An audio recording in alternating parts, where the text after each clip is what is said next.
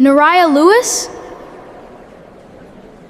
I used to believe grief was the final truth, until the son I had mourned for 12 years walked toward me carrying my name. The silver music box lay open in his hands. Its melody had stopped, but the final note still seemed to hang over the ballroom. Neriah Lewis? Every face turned toward her. The boy beneath the stage had her mother's eyes, Evander's dimple, and the crescent-shaped birthmark a nurse had described before saying her baby was gone. He lifted the box. Stay away from him.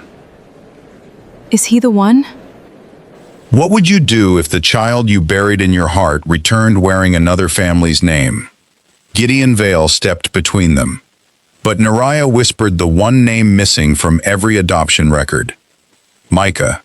Gideon's face changed. Not confusion, recognition. The kind that arrives when one impossible detail connects itself to another before the mind is ready to accept what they mean. The boy looked from Neriah to Gideon. How does she know that name? Neriah could not answer. Her hands had begun to shake.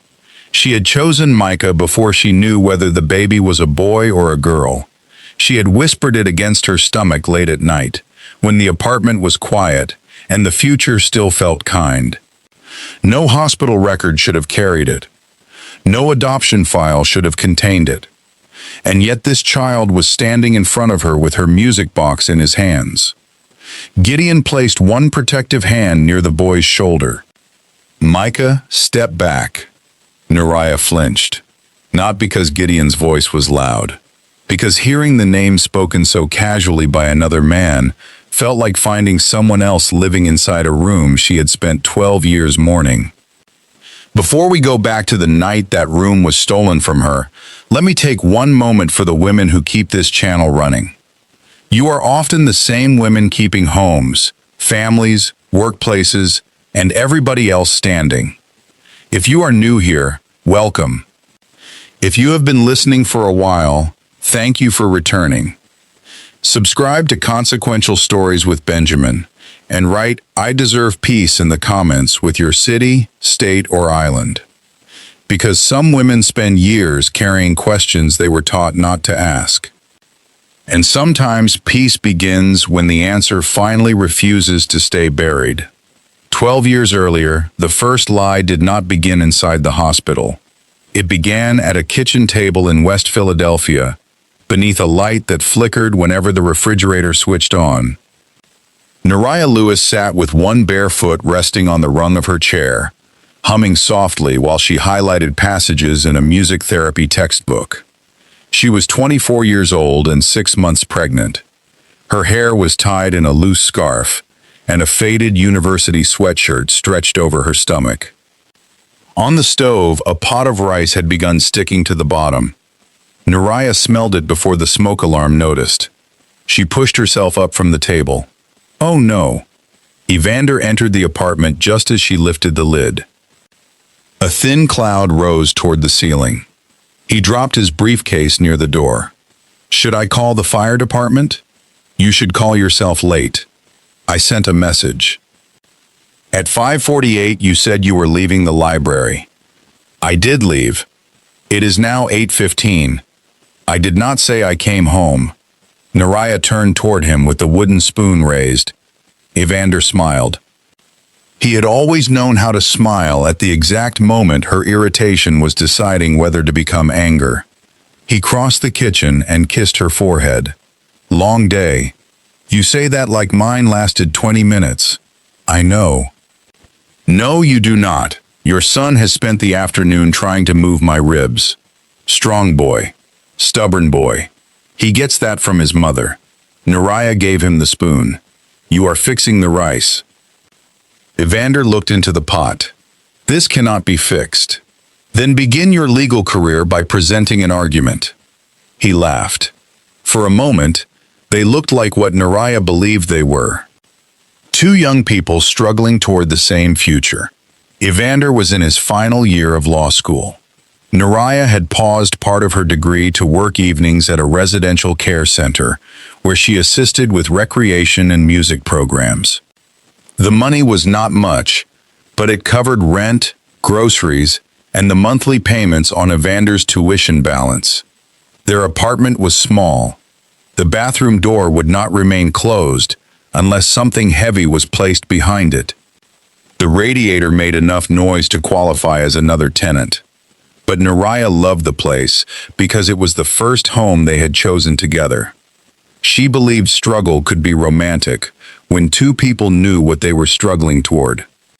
Evander placed his hands around her stomach. Did he move today? He has not stopped. Maybe he is dancing. He is protesting your absence. Evander lowered his face. Micah, your father is building a legal career. Neriah rested one hand on his head. His father is avoiding burnt rice. A soft movement passed beneath her skin. Evander froze. There. His eyes lifted. Neriah smiled. He heard you. Evander pressed his palm more firmly against her stomach. I am almost finished, he whispered. One more semester. Then your mother gets to go back full time. Neriah's smile softened. He knew how much that promise mattered. Before the pregnancy, she had been studying music therapy with plans to work in grief counseling. Music had always been the first place Neriah went, when ordinary speech became too small. Her grandmother used to say that some truths entered through the ear because the heart would not open the front door. Neriah believed her. She had seen withdrawn patients begin tapping their fingers when she played an old gospel song. She had watched a man who had forgotten the names of his own children remember every word of a hymn from childhood. She wanted to create a place where families could use music to carry grief that did not know where else to go. Evander knew that dream. He had promised to help her build it. One more semester, he repeated. Neriah touched his cheek. And then, you finish your qualification. And then, we find a better apartment. And then, you open your center. And then, he smiled. Micah grows up believing his parents can do impossible things. Neriah leaned forward and kissed him. She did not know Evander had spent the previous hour sitting inside his car 2 streets away. She did not know his hands had been trembling around a betting slip. She did not know 3 men had called him that afternoon, asking when they would be paid. And she certainly did not know he had begun viewing every promise he made as something money might rescue later. 2 nights after the burnt rice, Neriah woke shortly after midnight and found the other side of the bed empty. She heard Evander speaking in the living room. His voice was low. I said I am working on it. A pause. No, do not come here. Another pause. You will have the money. Neriah sat up. The apartment was dark except for the yellow light beneath the bedroom door. She stepped into the hallway. Evander stood near the window with his back to her. I need another week. Neriah crossed her arms. Who needs another week? Evander turned sharply. Then he lowered the phone. You scared me. You are whispering beside a window after midnight. That usually means someone should be scared. He ended the call. It was a classmate. Your classmates threatened to come to our apartment? His face tightened. You heard one side of a conversation. I heard enough to ask a question. Evander rubbed one hand over his face. There was a problem with a study group. At midnight? Neriah. What? I have an exam in 2 days. I do not have the energy for this. The answer irritated her, but exhaustion weakened the argument before it could begin. She looked at his phone. Are we in trouble? No. Money trouble? No. He answered too quickly. Neriah noticed. Evander stepped closer. I am handling it. That was not my question. We are fine.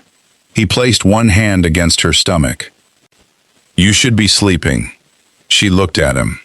There were moments when instinct speaks so softly, a woman mistakes it for worry. Neriah felt something then, a small tightening in her chest. A sense that the man standing in front of her was asking trust to cover something truth could not. But she was tired. She was pregnant, and she loved him. So she allowed his hand to guide her back toward the bedroom. Evander remained awake after she slept. By morning, he had made a decision that would shape 12 years of other people's lives. His aunt's name was Odessa Duval. She ran a private adoption agency from a converted townhouse near Rittenhouse Square. The waiting room contained soft chairs, photographs of smiling families, and framed words such as hope, belonging, and new beginnings. Odessa knew how to make desperation look professional. She had helped couples adopt legally. She had also learned that wealthy people sometimes paid more when rules moved faster. Evander arrived before the office opened. Odessa was standing behind the reception desk, sorting files. "You look terrible," she said. "I need help." That is usually why people come before 9. She carried the files into her office. Evander followed. Odessa closed the door. "How much?" He did not ask how she knew. 80,000. Her eyebrows rose. "You have managed to lose $80,000 while attending law school?" "It did not begin at 80. It rarely does." Evander sat across from her desk. "I can pay it back once I graduate." "You cannot borrow optimism from men who collect debts." "I know." "Do you?" He looked toward the window. Odessa watched him. Then her eyes lowered toward his left hand. "How is Neriah?" "Fine." "And the baby?" "Fine." Odessa became quiet. Evander looked back at her. Something changed in the room. "No," he said. "I have not said anything." "You were about to." She leaned into her chair. "There is a couple on my list." I said no. "The husband owns Vale Meridian Energy." Evander recognized the name. Everybody did. Gideon Vale had turned a regional solar company into one of the largest clean energy firms in the country. His photograph appeared beside headlines about billion-dollar projects, political summits, and philanthropy. "The wife has had 3 failed pregnancies," Odessa continued. "They have been approved for adoption for almost 2 years.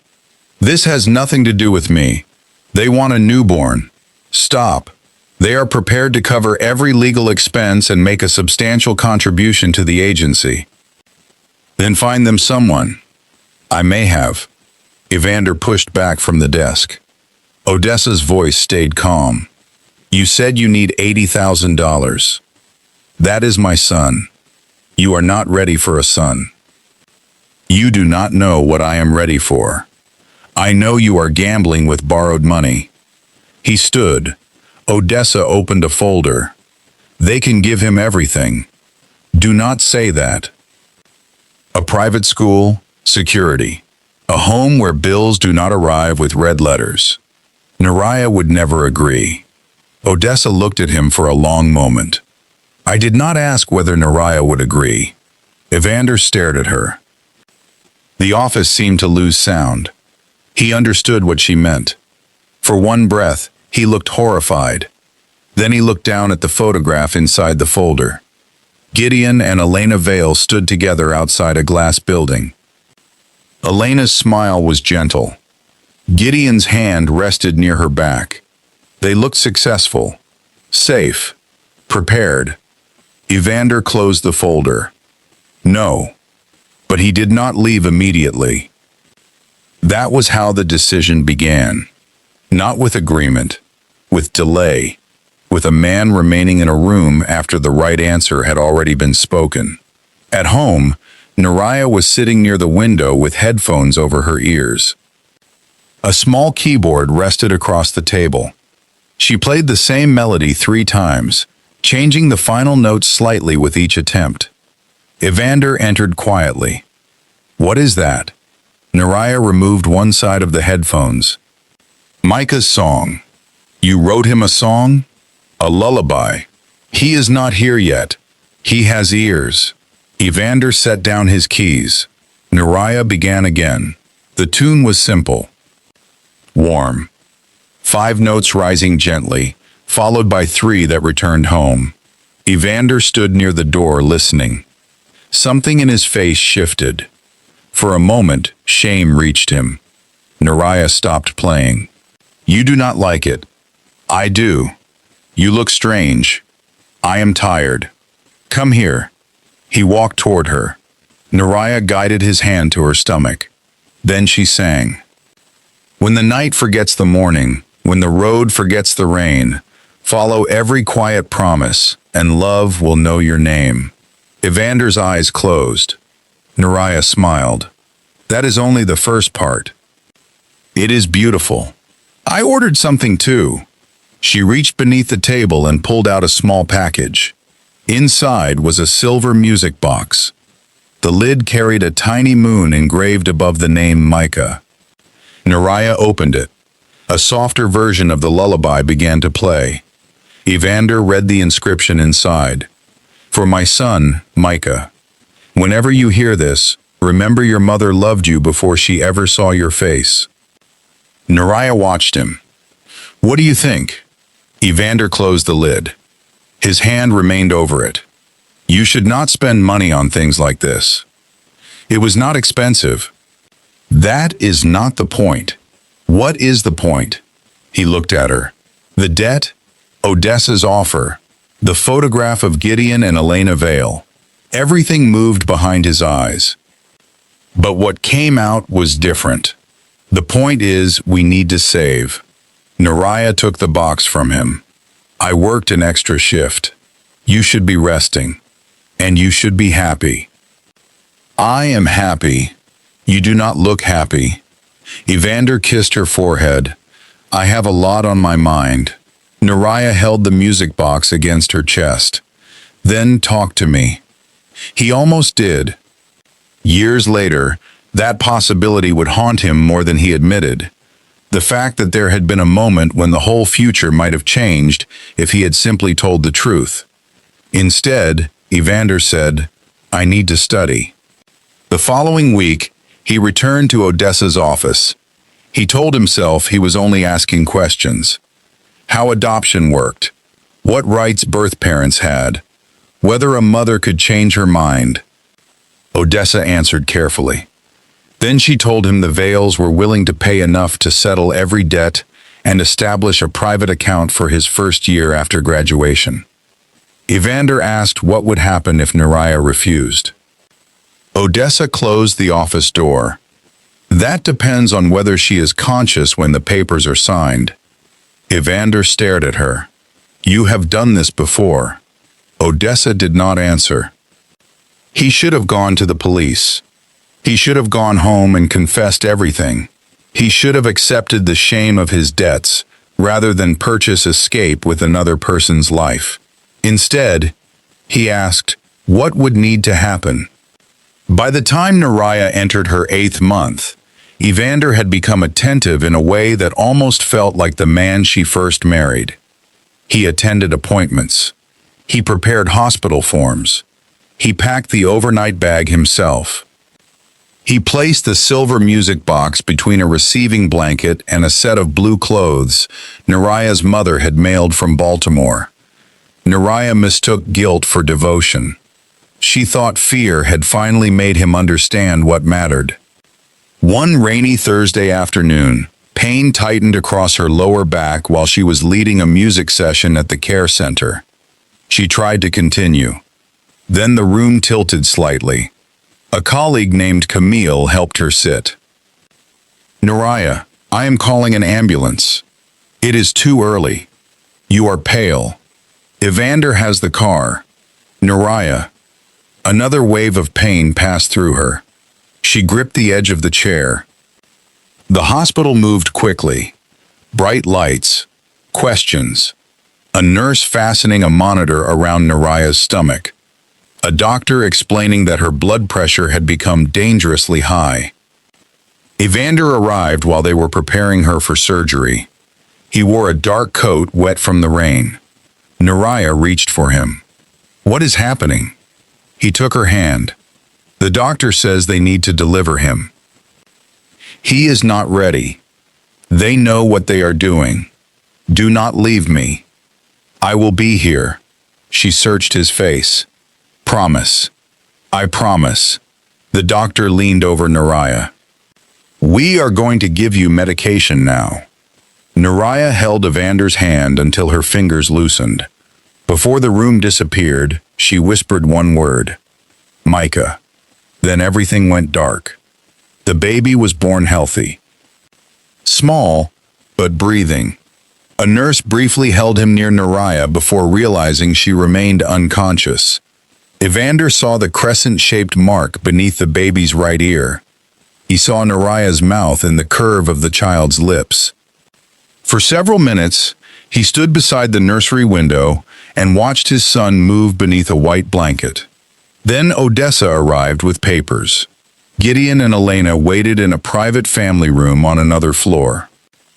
They had been told the birth mother had requested complete separation. They had been told she believed seeing the baby would make the surrender impossible. Elena cried when the nurse placed Micah in her arms. Gideon stood beside her, silent and overwhelmed. Neither of them knew a woman lay unconscious below them. Neither knew the signatures had been copied. Neither knew the money transferred through Odessa's agency would build one man's career upon another woman's grief. The hospital bag followed the baby upstairs by mistake. Elena found the music box inside. She opened it. The lullaby played. She read Neriah's name, but assumed it belonged to a mother who could not bear to say goodbye. Elena held Micah closer.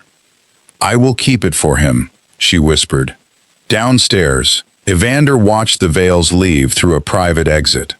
Odessa handed him an envelope. He did not open it until he was alone. When Neriah woke the next morning, her body felt heavy and unfamiliar. The room was quiet, too quiet. Evander sat beside the bed with both hands clasped between his knees. His eyes were red. Neriah turned her head. "Where is he?" Evander looked at her. For 1 second, he could still have stopped. He could have called the Vales. He could have confessed. He could have accepted every consequence waiting for him. Instead, he reached for her hand. "The baby is no more, Neriah." Her face emptied. "What?" There was nothing they could do. She stared at him. Then she looked toward the empty bassinet. "No." Evander lowered his head. "No. I want to see him. The doctors said it would be better if you did not. I want my baby. Neriah, where is he?" The hospital handled everything. She pulled her hand away. "What does that mean? You were very sick." "Where is my son?" Evander began crying.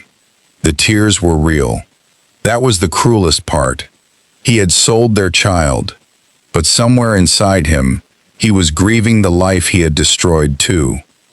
Neriah watched him, weak and medicated, trying to understand a world that had changed while she slept. "My music box," she whispered. "What?" "It was in the bag." Evander looked toward the chair where the bag should have been. "It may have been misplaced." Neriah closed her eyes. She had entered the hospital as a mother waiting to meet her child. She left 3 days later with an unsigned sympathy card, a false death certificate, and no grave where she could place a flower. The only person she trusted to explain what happened was the man who had made sure she would never know. And somewhere across the city, inside a billionaire's quiet nursery, a silver music box played the lullaby of a mother everyone believed had chosen to disappear. For weeks after the hospital, Neriah woke with both hands resting over an empty place. Her body still expected Micah. Milk came in for a child she had been told would never drink it. Her arms ached at night with a need no doctor had warned her about. Sometimes she would open her eyes and hear the lullaby playing in her mind. Then she would remember the music box was gone too. Evander said the hospital must have misplaced it. Neriah asked him to call again. He said he had. She asked for the name of the doctor who handled Micah after the delivery. Evander said there had been several doctors. She asked which funeral home had taken her son. Evander placed a thin envelope on the table. Inside was a typed letter, a photocopied certificate, and a receipt bearing the name of a cremation service Neriah had never heard of. She read the papers twice. "I did not choose cremation. You were unconscious." "Then why did you choose it without me?" "The hospital said it was the simplest arrangement." "The simplest arrangement for whom?" Evander looked away. Neriah held the certificate with both hands. There was no photograph, no footprint card, no lock of hair, no place listed where ashes could be collected. She had entered the hospital carrying a name, a song, and a future. She had returned with paperwork. "Where are his ashes?" Evander stood near the kitchen counter. "They said the remains were handled together." Neriah stared at him. "Together with what?" He did not answer quickly enough. She rose from her chair. Her body still hurt from surgery, but the pain inside her was stronger. "You left my son somewhere, and you cannot even tell me where." "I did what they told me." "You are a law student." "What does that have to do with anything?" "You ask questions for a living." "I was grieving too." "Then where is he, Evander?" His face tightened. "I do not know." That was the first time Neriah felt anger break through the grief. Not enough to expose the lie. Just enough to change the way she looked at him. She pressed the papers against his chest. "Find out." Evander took them. "I will." He never did. Instead, he began returning home later. He said the final months of law school were demanding. He said job interviews had started. He said grief affected people differently. Every answer carried enough truth to hide what mattered. Neriah spent her days sitting beside the apartment window. She watched mothers push strollers along the pavement. She watched fathers lift sleeping children from cars. She watched life continue with a confidence that felt insulting. Her mother called from Baltimore every evening. "You have eaten?" "Yes." "Something proper?" "Yes, Mama." "Do you want me to come back?" "No." Neriah. "I am fine." Her mother would become quiet. "There are lies people tell to deceive you. Then there are lies people tell because they do not know how to hand you their pain." Neriah's mother understood the second kind. "You do not have to be fine with me," she said. Neriah looked toward the empty corner where the bassinet had been waiting. "I know." But she still did not say more. The bassinet remained in the apartment for 3 months. Evander asked when they should remove it. Neriah answered, "Not yet." He asked again 2 weeks later. "Not yet." By the 4th month, he stopped asking. One morning, Neriah returned from a medical appointment and found the corner empty. She stood in the doorway. "Where is it?" Evander looked up from the dining table. "Where is what?" "The bassinet. I donated it." Neriah's handbag slipped from her shoulder. "You did what?" "We were not using it." "That was not your decision." "It was taking up space." "So was your desk. Did you donate that too?" "Neriah, please." "Where did you take it?" "A charity shop." "Which one?" "I do not remember." "You drove somewhere with our son's bed in your car, carried it inside, spoke to someone, signed something, and now you do not remember where you went?" Evander closed the book in front of him. "I cannot keep living inside this." Neriah's voice lowered. "Inside what?" "This apartment feels like a memorial. Because our child died. And nothing I do is allowed to matter beside that." She stared at him. "Nothing you do?" "I lost him too." "Then why are you in such a hurry to remove every sign that he existed?" Evander stood. "Because I am trying to survive." "So am I." "No, Neriah, You are trying to stay on the day it happened." Her face changed. He saw it and regretted the words, but pride kept him from taking them back. Neriah walked past him and entered the bedroom. She closed the door quietly. Evander remained beside the table. He had told himself that removing the bassinet would help her. The truth was simpler. He could not bear looking at the empty place where the child he sold should have slept. A year after Micah's birth, Evander graduated. Neriah attended the ceremony.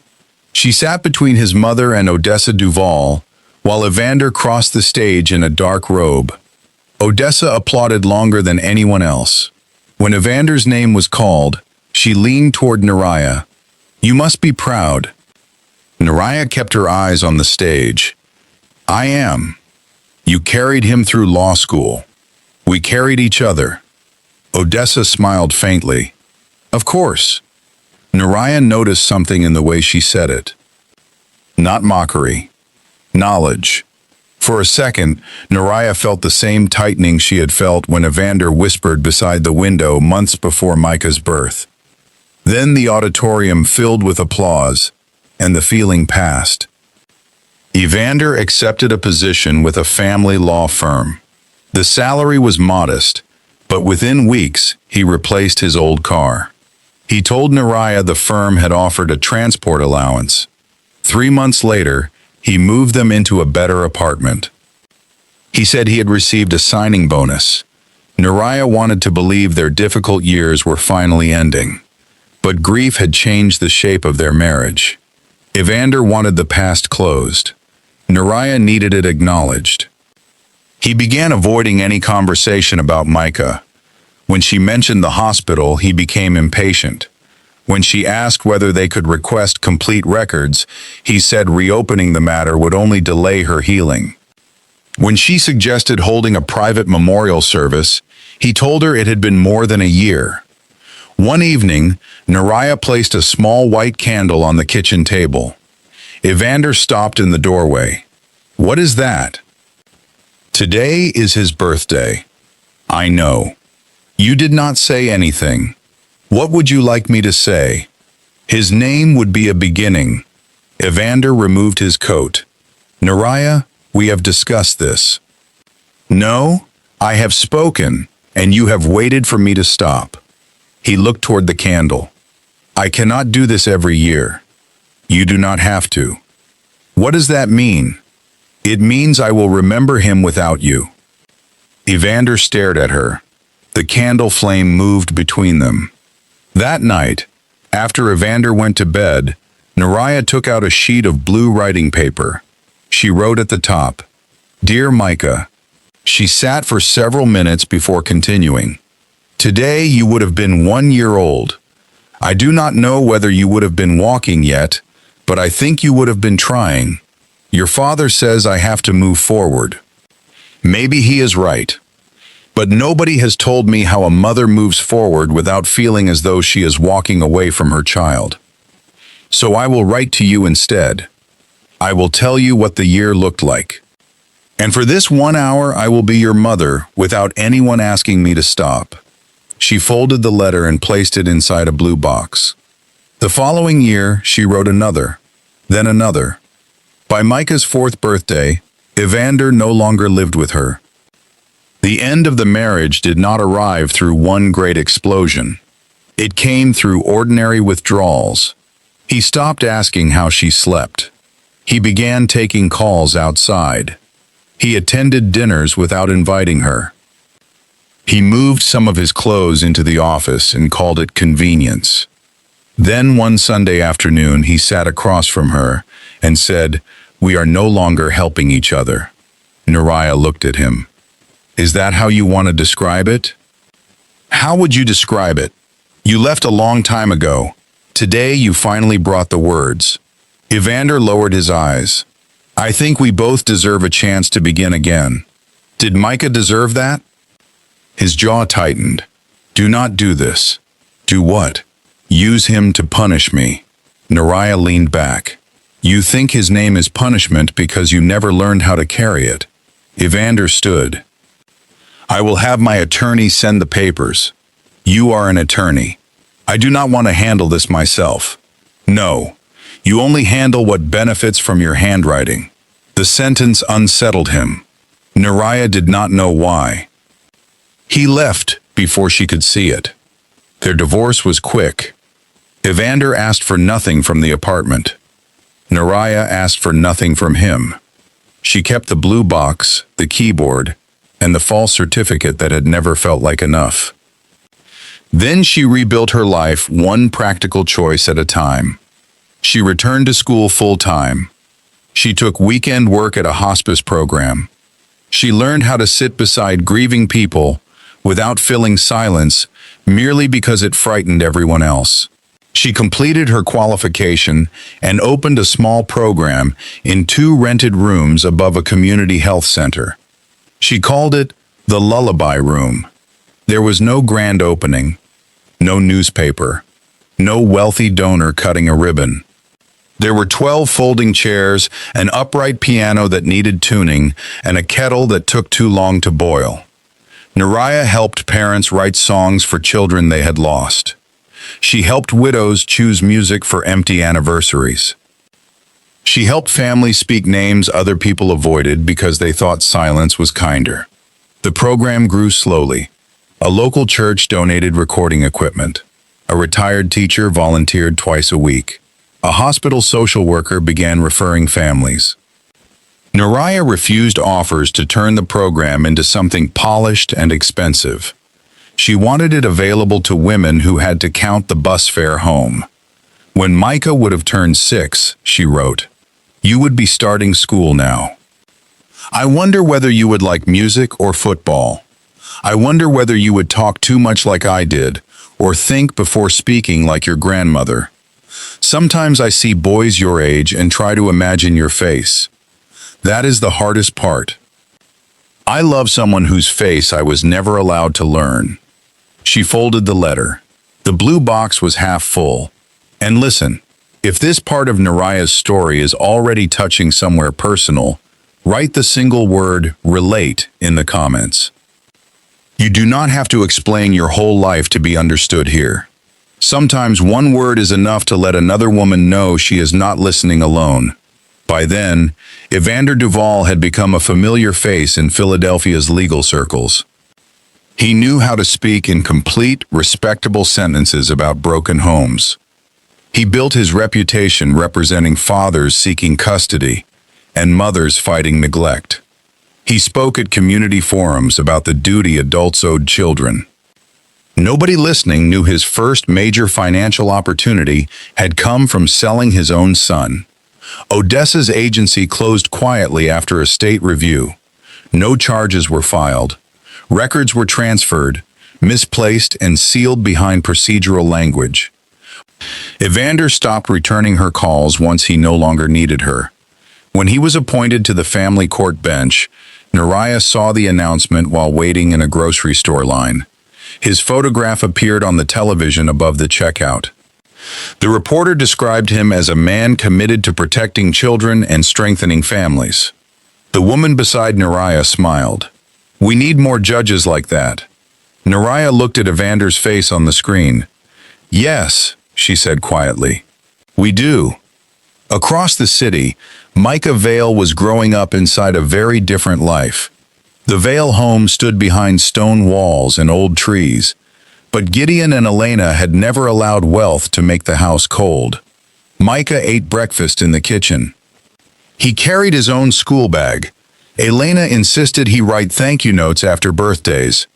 Gideon taught him that having more did not make a person more important. "You are fortunate," Gideon told him once. "That is not the same thing as being better." Micah was 8 at the time. He sat on the carpet in Gideon's study, building a wooden model of a wind turbine. What if someone thinks I am better? Then do not make the mistake of agreeing with them. Micah considered this. What if someone thinks I am worse? Gideon looked up from his papers. Do not agree with them either. Micah nodded, satisfied. He had Elena's patience and Gideon's habit of watching a room before speaking. But neither parent could explain the small details that belonged to someone else.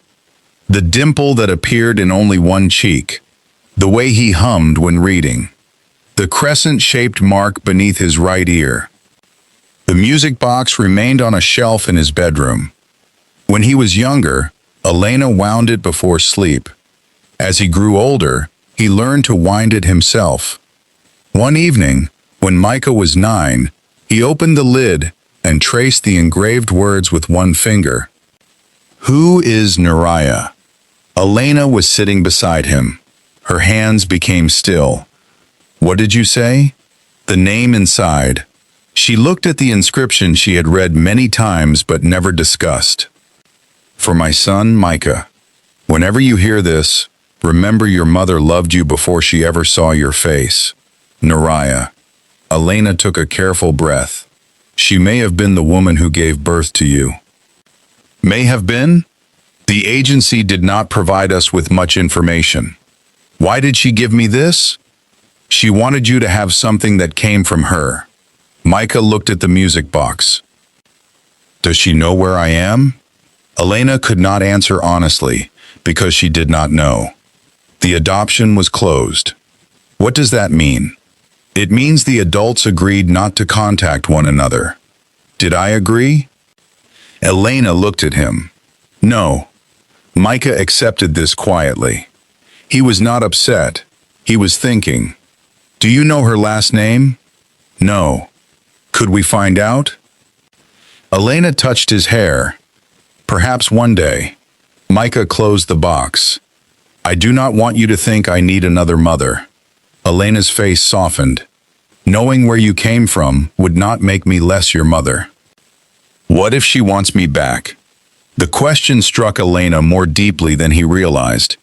She placed the music box between them. Love is not a chair, Micah. Someone else sitting down does not mean I have to stand up. He smiled. That sounds like something you practiced. It sounded better in my head. He laughed. But later that night, Elena returned to the study and opened the adoption file. She read every page. The first inconsistency was small. The date on one consent form was listed as the day before Micah's birth. Another document claimed the birth mother had signed after delivery. The signatures looked similar from a distance. Up close, the letters changed. On one page, Neriah's surname appeared to begin with an L. On another, it had been covered by a black mark during copying. Elena called the agency the following morning. The number was disconnected. She searched for Odessa Duval and found a notice stating the agency had closed after an administrative review. Elena did not tell Gideon immediately. He was preparing for a major merger, and she wanted facts before raising a fear that could not easily be put away. She hired a private investigator named Cyrus Bell. Cyrus had spent 20 years tracing sealed records, missing heirs, and financial fraud. He met Elena in a quiet restaurant near the river. She placed the music box on the table. The only name I have is Neriah. Cyrus examined the inscription. And the child's date of birth? She gave it to him. The hospital? She gave him that too. What exactly do you want to know? Elena looked through the window. I want to know whether the woman who made this knew where her son went. Cyrus studied her. And if she did not? Elena's eyes returned to the box. Then I need to know what was taken from her. The investigation moved slowly. Sealed adoption records resisted ordinary searches. Hospital files had changed systems. Odessa's former staff gave conflicting accounts. Then Cyrus found a public article about the lullaby room. The photograph showed Neriah standing beside an old piano. Beneath it, she spoke about opening the program after losing her infant son during childbirth. The date of that loss matched Micah's birthday. Cyrus brought the article to Elena. She read it once, then again. She thinks he died. That appears to be what she has told people for years. Elena sat down. No. Cyrus placed additional pages beside the article. Neriah Lewis was married at the time to Evander Duval. Elena looked up sharply. Duval? Odessa Duval's nephew. The room seemed to contract around her. Cyrus continued. Evander was a law student when Micah was born. 3 days later, a payment connected to the adoption agency cleared several debts in his name. Elena covered her mouth. She had loved Micah from the first moment she held him. She had believed that love began with another woman's painful but willing decision. Now she understood that the decision might never have existed. Does Gideon know? Cyrus asked. No. You should tell him. I will. But Elena had already begun hiding a diagnosis of her own. The fatigue she blamed on travel was not travel. The pain she dismissed as stress was not stress. Within months, she learned she had cancer. Treatment began. The investigation continued between hospital visits. Elena recorded notes when she had enough strength. She copied documents. She asked Cyrus to locate anyone who had worked in the maternity ward 12 years earlier. He found a retired nurse named Ruth Campbell. But before Elena could meet her, her health declined. One afternoon, Elena sat alone in her study, with a camera positioned across from her. The locked box rested on the desk. She pressed record. My name is Elena Vale. Her voice was weaker than she wanted, but steady. If Gideon and Micah are watching this, then I did not have enough time to finish what I started. She paused. There is a woman named Neriah Lewis who may have spent years believing her son died. Elena lowered her eyes. We were told she chose us. She looked into the camera again. I no longer believe she was given a choice. The recording remained unfinished. A nurse entered to tell Elena it was time for her medication. Elena closed the box and placed the key inside a small envelope. 2 weeks later, she was admitted to hospital. She never returned to the study. After Elena died, Gideon could not enter the room for months. He left her books untouched. Her glasses remained beside the lamp. The locked box sat inside the lowest drawer of her desk. Gideon believed it contained treatment notes and final private papers. He told himself he would open it when grief became less physical. Grief did not ask his permission. 2 years passed. The Vale Foundation continued Elena's charitable work. Micah grew taller. Neriah's blue box gained 2 more letters. And the truth waited inside 2 different homes. One part of it beneath Neriah's bed. The other inside Elena's locked study. Then Micah found the key. It had slipped from a small envelope inside one of Elena's old music books. He carried it to Gideon. Do you know what this opens? Gideon recognized the handwriting on the envelope. For the box in my study. He closed his hand around the key. Not tonight. Micah nodded. He did not push. He did not push. The following week, the Vale Foundation held its annual fundraising concert. This year, one of the selected beneficiaries was the Lullaby Room. Neriah nearly declined the invitation. Large rooms filled with wealthy strangers made her uncomfortable. But the program needed funding, and the parents she served deserved more than her discomfort. On the afternoon of the concert, she stood backstage in a dark blue dress, while organizers moved around her with headsets and clipboards. A young coordinator approached. Ms. Lewis, we have a problem. What kind of problem? Our pianist is ill. I am sorry to hear that. We need 5 minutes while the next group prepares. Neriah already understood what the woman was asking. No, you have a piano program. I run music therapy. I am not an entertainer. Just one piece. I did not prepare anything. Something simple. Neriah looked through the curtain.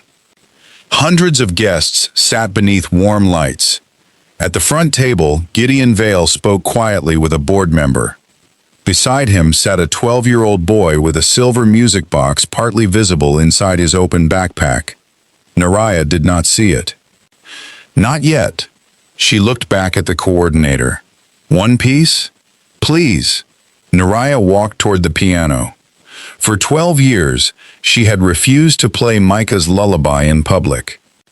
But under the lights, with no time to choose another song, her hands found the melody they remembered best. 5 notes rose gently. 3 returned home. Across the ballroom, Micah Vale stopped moving. Micah knew the melody before he understood why. The first 5 notes rose from the piano. 3 returned home. His hand moved toward the backpack beside his chair. Gideon noticed. What is it? Micah did not answer immediately. He pulled out the silver music box and opened it beneath the table. The tiny mechanism began playing the same tune. Not something similar. The same notes. The same pause before the final return. Micah looked toward the stage.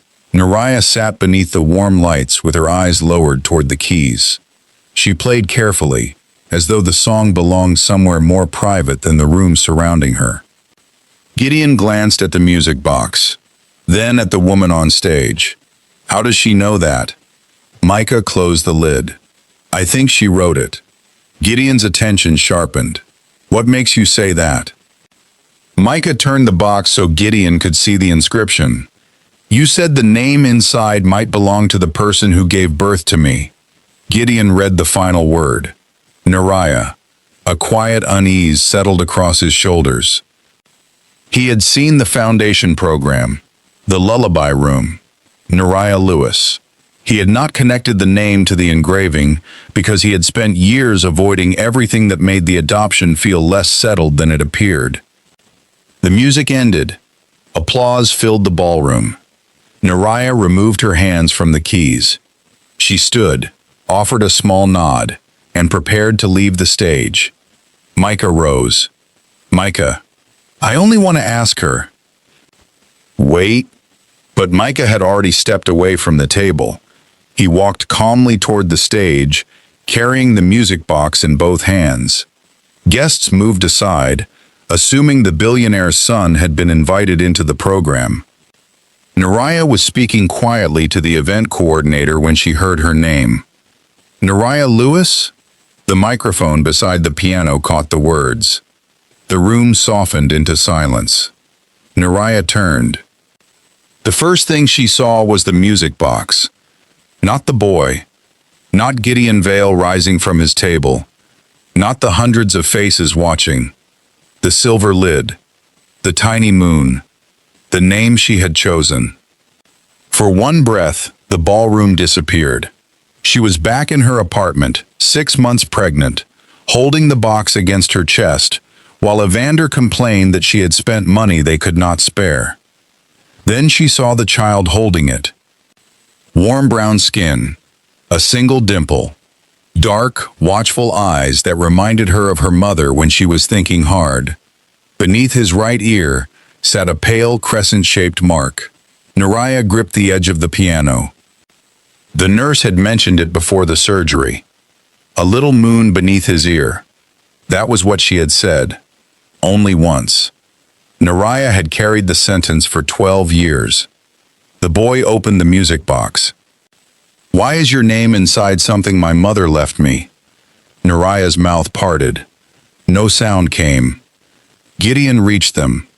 He moved between Neriah and Micah without touching either one. His body formed a clear boundary. Micah, come beside me.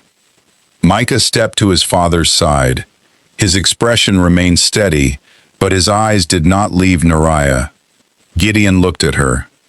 You know my son? Neriah stared at the box. I made that. For whom? Her eyes moved to Micah. The name escaped before fear could stop it. Micah. Gideon's face changed. The boy looked up at him. How does she know that name? Gideon did not answer. He turned toward Neriah again. Who gave you information about him? No one. Then how do you know what we called him before the adoption was final? Neriah's fingers tightened against the piano. I named my son Micah. The words entered the room without force. They did not need it. Gideon's jaw hardened. Your son. My baby was born 12 years ago. There are many children born every day. At St. Catherine's Hospital, Gideon became still. Neriah continued. On October 17th, Micah's birthday, Gideon placed his hand near Micah's back. This conversation is over. Neriah looked at him as though she had not heard. My husband told me he died. Several guests began whispering. The event coordinator stepped toward the microphone and switched it off. Gideon lowered his voice. Ms. Lewis, I do not know what this is, but you will not involve my son in it. Neriah finally looked directly at him. I did not come here looking for your son. You performed his song. I performed my son's song. Gideon's expression turned cold. My son's birth mother signed a legal surrender. Neriah shook her head. No, I have the documents. I buried no child because no one would tell me where he was. That does not mean... Where did you get the box? Gideon did not answer. Neriah took one step forward. He shifted subtly, keeping his body between her and Micah. The movement wounded her more than his words. She stopped. Micah looked at the engraving again. Did you write this? Neriah's face softened. Yes. For me? She could not say the word.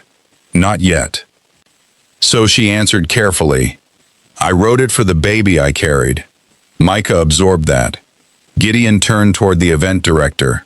Clear the corridor. Then to Micah. We are leaving. Micah closed the box. As they moved away, he looked back once.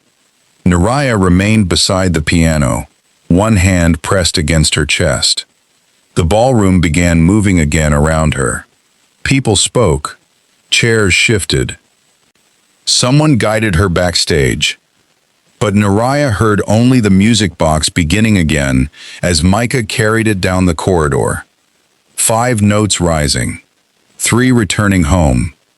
Gideon took Micah to a private sitting room at the rear of the venue. His security director closed the door and remained outside. Micah sat on the edge of a sofa. Gideon stood near the fireplace. Did you know she would be here? No. Did anyone contact you about her? No. Did you search for the name? Micah looked at him. I asked Mother about it. Gideon's expression shifted at the mention of Elena. What did she tell you? That it might belong to the woman who gave birth to me. Anything else? She said the agency did not provide much information. Gideon rubbed one hand over his mouth. Micah placed the music box on the table. She knew my name. Yes. She knew the hospital and the date. Yes. Do you think she is lying? Gideon looked toward the closed door. I think we need facts. That was not my question. Micah had inherited Elena's patience. He could wait through an adult's evasions without becoming impatient himself. Gideon sat across from him. I do not know yet. Micah nodded. Will you find out? Yes. And will you tell me? Gideon paused. Then he said, yes. Backstage, Neriah sat in a small dressing room while the event coordinator offered her water. She did not take it. Ms. Lewis, should we call someone? Neriah looked toward the door. My bag. The coordinator handed it to her. Neriah searched inside for her phone. Her hands would not cooperate. She finally found Evander's number. They had not spoken privately in almost 3 years. She pressed call. It rang 4 times. Then his assistant answered. Judge Duvall's office. This is Neriah Lewis. A pause. I need to speak with him. Judge Duvall is attending a reception. Tell him I found Micah. Silence. The assistant's voice became careful. I am sorry. Tell him those exact words. Neriah ended the call. She did not wait for Evander to return it. She left through a service exit to avoid the reporters already gathering near the front entrance. At home, she opened the blue box. 12 letters lay inside. She removed the false death certificate from a folder beneath them. For years, the paper had seemed inadequate. Now it looked deliberate. No state seal, no registration number, only a photocopied signature and the name of a cremation service that no longer existed. Neriah sat on the floor beside her bed. She studied the document until the printed words blurred. Then her phone rang. "Evander?" She answered without greeting him. "What did you do?" His voice was controlled. "What happened tonight?" "You know what happened. I heard you created a scene at the Vale Foundation concert. I played a song and approached a child. He approached me carrying the music box you said the hospital lost." Evander said nothing. Neriah closed her eyes. That silence answered more than any confession could have. "You knew." "Neriah, listen to me. You knew where it went. The situation is not what you think." "What should I think?" "There were complications. The doctor said he was healthy, did he not?" Evander's breathing changed. He was trying to choose words that would reveal as little as possible. "Neriah, do not contact the Vales again." Her eyes opened. "Why?" "Because they have lawyers, security, and enough influence to make your life very difficult." "You are warning me about them?" "I am warning you not to act emotionally. My dead son walked toward me tonight. You do not know that. You sound afraid. I am concerned for you." "No, you are afraid for yourself." Evander lowered his voice. "Do not make accusations you cannot prove. Then tell me where Micah was taken. I cannot discuss this over the phone. Come here." "That would not be wise." "Come here and look at me while you lie." He ended the call. Neriah remained seated beside the blue box. Then she did something she had avoided for 12 years. She called St. Catherine's Hospital herself. Gideon reached the Vale residence shortly before midnight. Micah went upstairs to prepare for bed while Gideon entered his study. He called Adrian Cole, the family attorney who had handled Vale matters for nearly 20 years. Adrian arrived within 40 minutes. Gideon placed the adoption file on the desk. "I need this verified from the beginning." Adrian removed his glasses. "Why now?" "A woman at the concert knew Micah's original name. Someone may have accessed a file. She also knew his birth date, hospital, and the music box." Adrian's expression sharpened.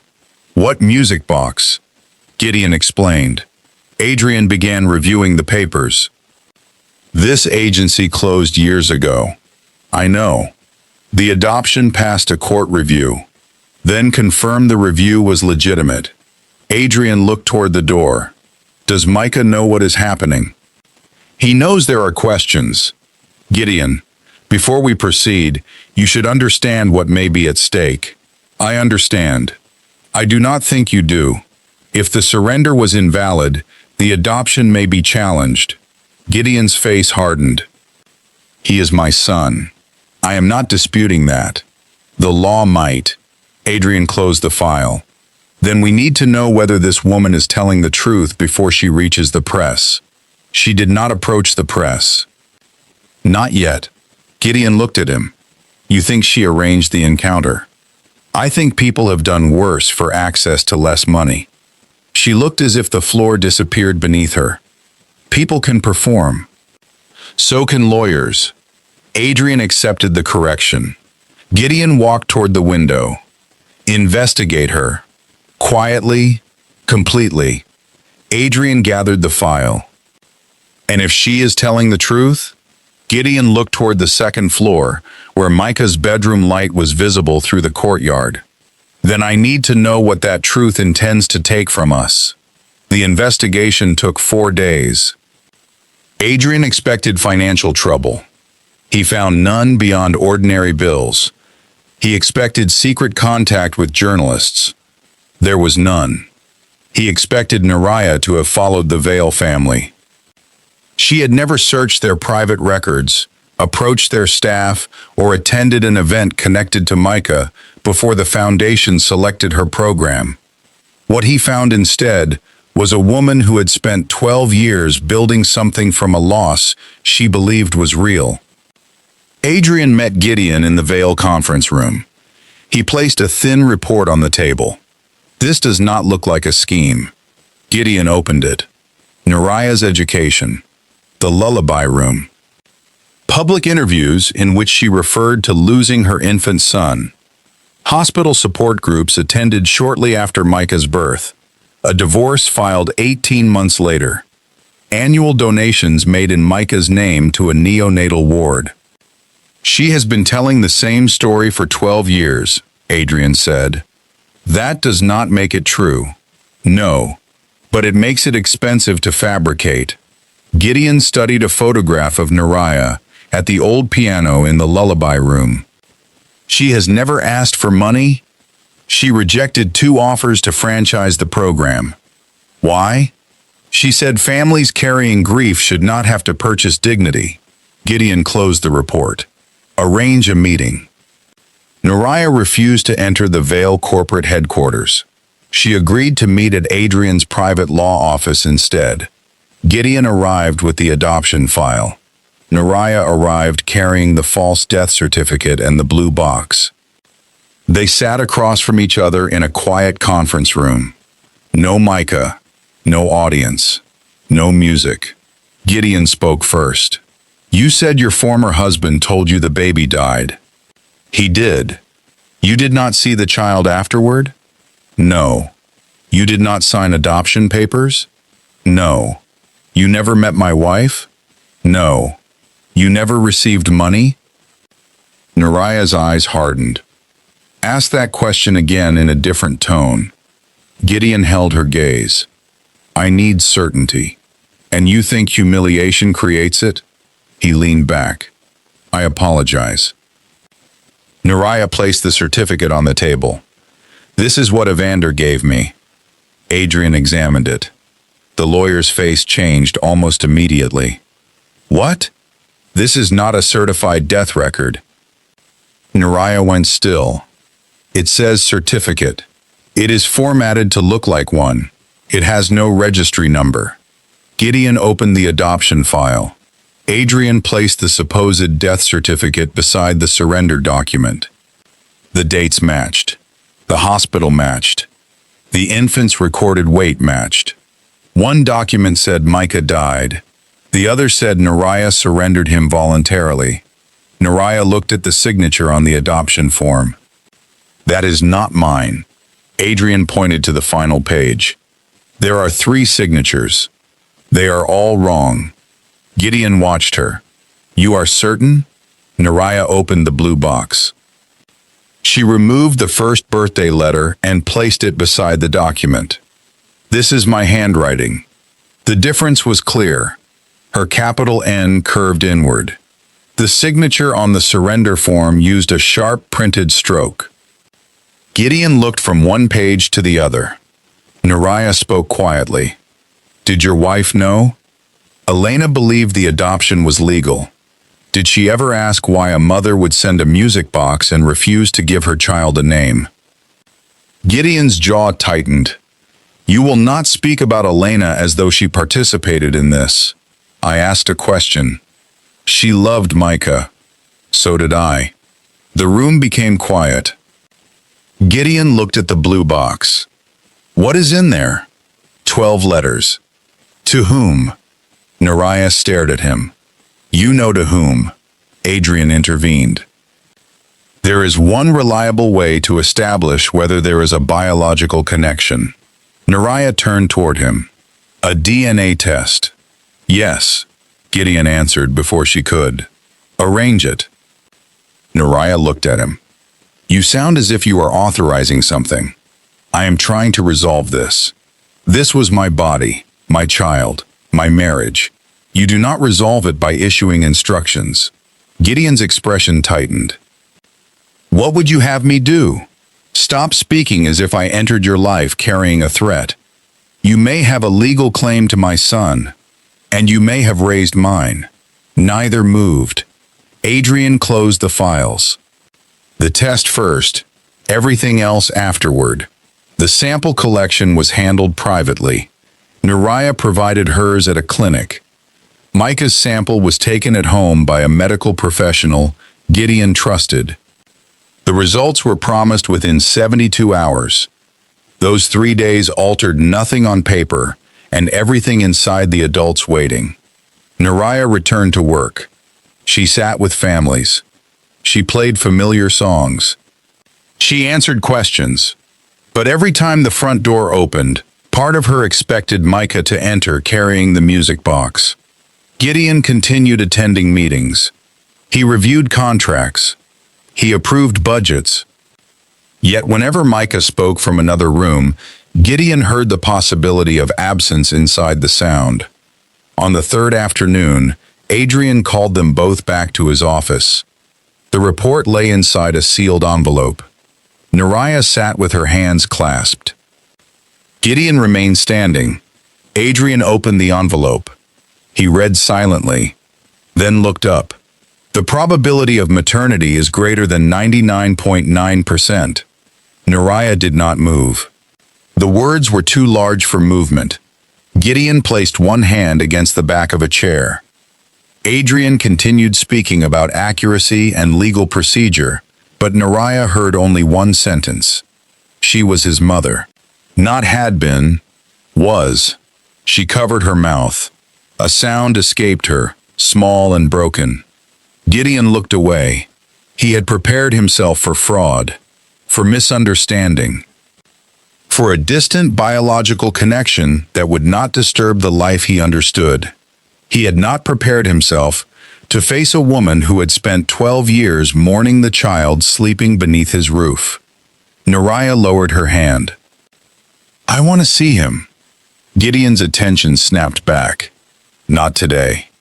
He is my son. He does not know you. He called me by name. That is not the same as knowing you. And whose fault is that? Not mine. You raised him because somebody lied to me. And I raised him. The words came harder than Gideon intended. Neriah stood. I did not come to remove what you have been to him. You do not know what you will want once this becomes legal. I know what I want now. What? The truth. You have part of it.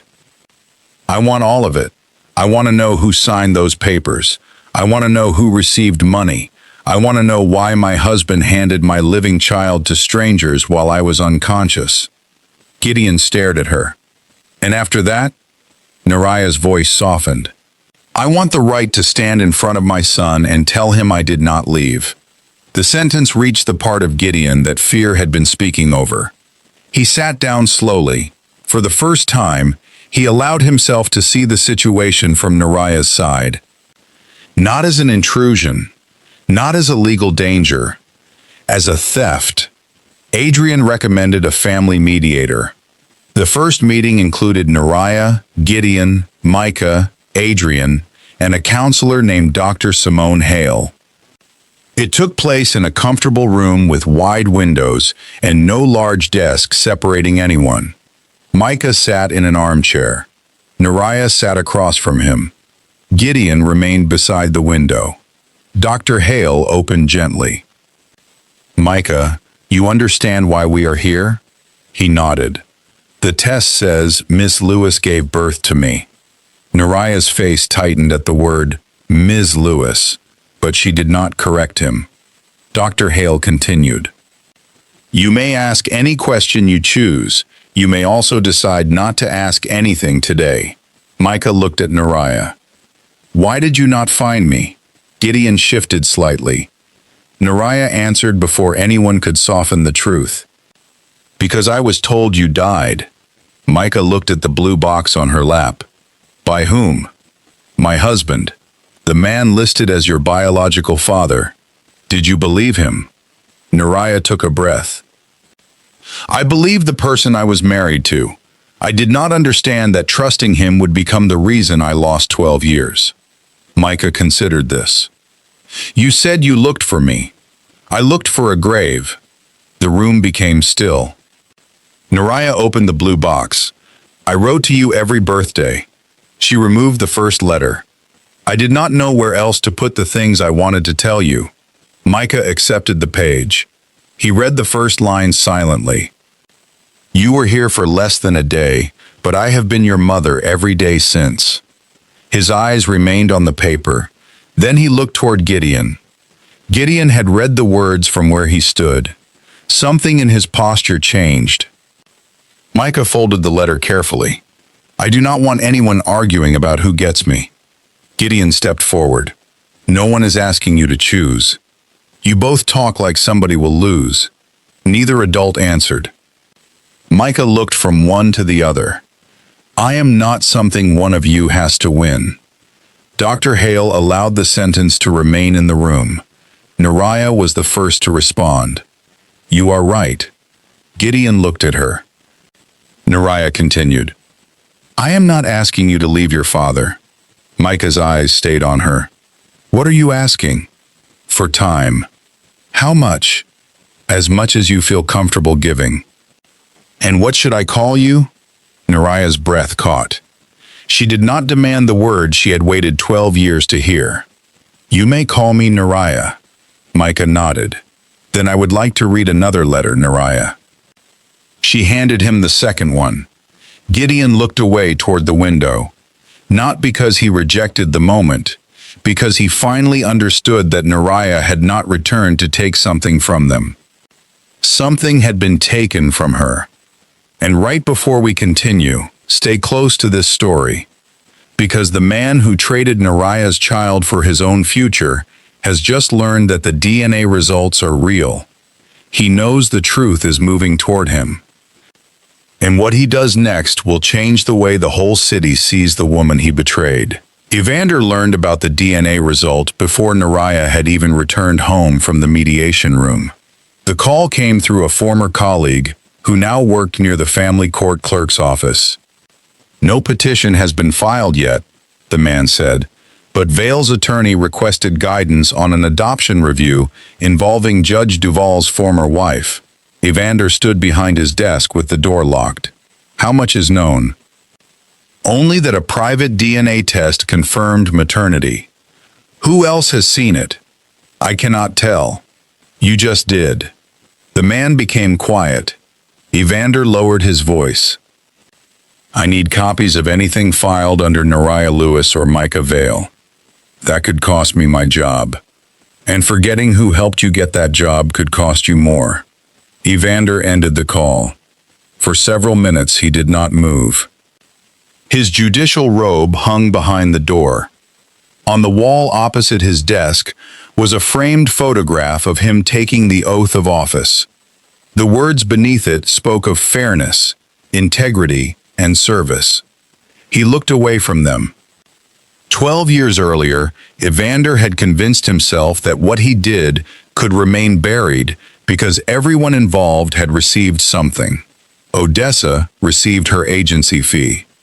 The Vales received a child. His creditors received their money. He received a career. Even Neriah, he told himself, had eventually built a meaningful life from her grief. That was how selfish people survived their own choices. They renamed the damage until it sounded like balance. But DNA did not care what a man called his past. DNA did not respect a robe, a title, or a campaign. It simply pointed toward the truth.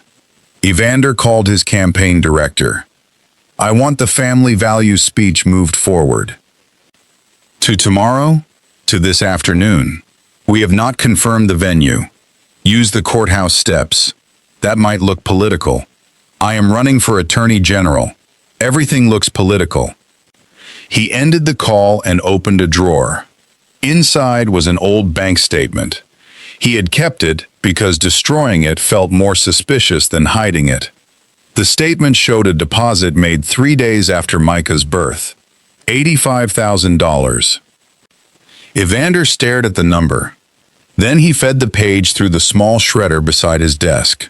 Across town, Neriah returned to the lullaby room. She had canceled the afternoon sessions, but she did not want to go home. The building was quiet. Sunlight fell across the old piano.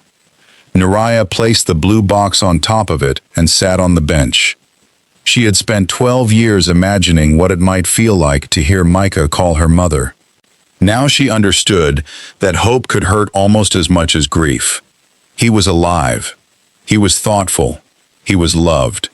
And he belonged to a life that had formed without her. Neriah opened the second birthday letter.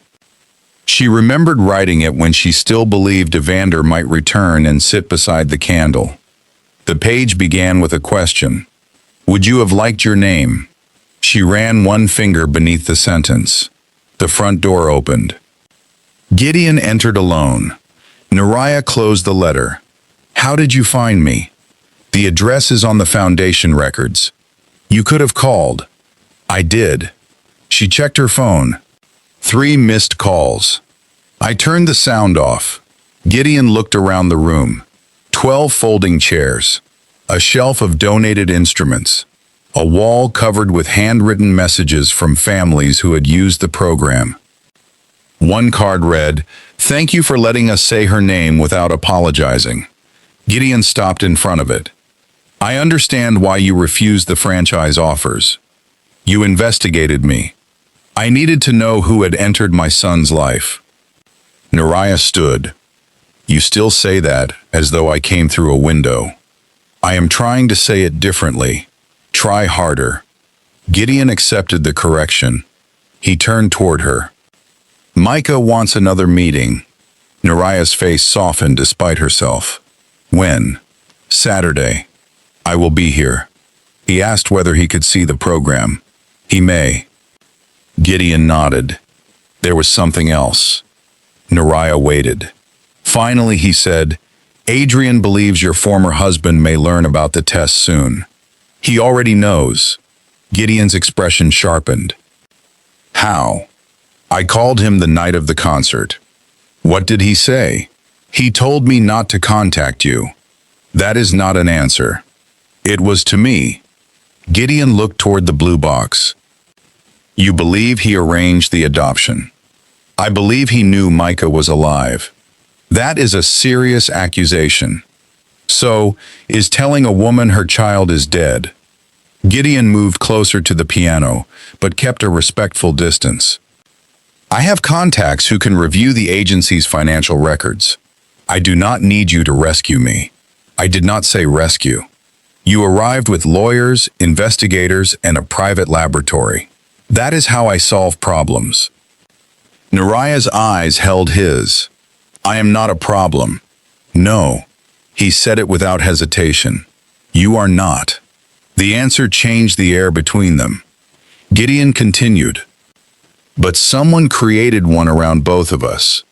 Neriah studied him. For the first time, he was not speaking as the man guarding a gate. He was speaking as a father standing inside the same unanswered question. What are you proposing? She asked. That we find out what happened before either of us allows fear to decide what happens next. Neriah looked down at the letters. Fear already decided 12 years. Then perhaps it has had enough time. Before she could answer, her phone began vibrating across the piano. The screen displayed several news alerts. One headline read, Billionaire's son targeted in disputed adoption claim. Another read, Judge's former wife seeks access to Vale heir. Neriah opened the first article. Her own photograph appeared beneath a picture of the Vale estate. The story claimed she had accepted money during a private adoption and later spent years hiding the decision from the public. Gideon took out his phone. His assistant had called 6 times. Neriah continued reading. The article quoted an unnamed source close to the original proceedings. It described Neriah as emotionally unstable after the birth and said she later regretted surrendering the child. Her hands became cold. This is Evander. Gideon read over her shoulder. How can you be certain? Because he used the same words he used when I asked questions. emotional, unable to move forward, confused. The phone rang again. This time it was the administrator of the community health center. Neriah answered. "Hello? Neriah, reporters are outside. I am not there." They are asking parents questions. Neriah closed her eyes. "Do not let them into the program." "We will not, but one of the donors called. They are pausing next month's funding until this is clarified." Neriah looked around the room. She had built one chair at a time. "I understand. I am sorry. So am I." When the call ended, Gideon said, "My communications team can issue a denial." "A denial of what?" "That you targeted Micah." "Would you also say I am his mother?" Gideon paused.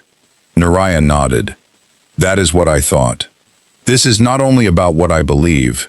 There are legal consequences." "There were legal consequences when someone forged my name. That did not stop them." Neriah. "No. You do not get to stand in my work and ask me to be patient while the man who stole my son tells the city I sold him." Gideon's voice stayed calm. "What do you want me to say publicly?" "The truth. We do not know all of it. We know I did not surrender Micah. Yes. We know your paperwork and my death certificate cannot both be real. Yes. We know the DNA proves I gave birth to him. Yes. Then begin there." Gideon looked at the news alerts again. "I need to speak with Adrian." "You do that." He turned toward the door, then stopped. "You should not leave alone. There may be reporters outside." Neriah's expression hardened. "I traveled through 12 years alone. That does not mean you must continue proving you can." She did not answer. Gideon made the statement that evening. He did not call Neriah an opportunist. He did not repeat Evander's version. But he also stopped short of accusing anyone of fraud. He confirmed that private DNA testing had established Neriah Lewis as Micah's biological mother. He stated that the Vale family was cooperating with a review of the adoption, and he asked the public to respect Micah's privacy. The statement slowed nothing. Television panels argued over whether biology should outweigh adoption.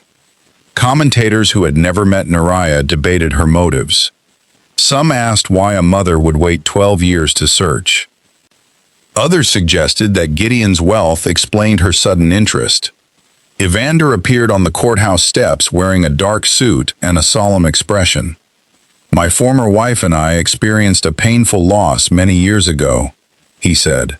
"I will not dishonor that private history by discussing every detail in public," a reporter called out. "Did Ms. Lewis surrender the baby for adoption?" Evander looked directly into the cameras.